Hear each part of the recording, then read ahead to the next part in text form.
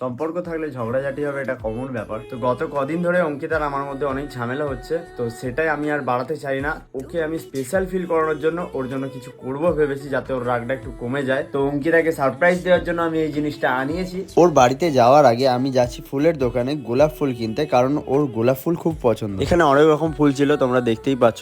আমি ওই জন্য নিজের মতো একটা ভালো পছন্দ করে লাল গোলাপ নিয়ে নিলাম, কারণ লাল গোলাপ ভালোবাসার প্রতীক। দেন আমি কিছু চকলেট নিয়ে নিলাম ওর জন্য, আর চলে গেলাম সোজা ওর কাছে। তো ওর বাড়ি এসে দেখি ও এখনো রেগে আছে আমার ওপর। ও কিছু বলার আগে আমি ওকে আগে গিফট গুলো ধরিয়ে দিই, লাইক ওর favourite rose, then chocolate and ওর জন্য আনা স্পেশাল গিফট, যার মধ্যে রয়েছে কাস্টমাইজ চকলেট। এটা পাওয়ার পর ওর জাস্ট রিয়াকশনটা দেখ, আর এটা পাওয়ার পর তো ওর রাগ পুরো গলে জল।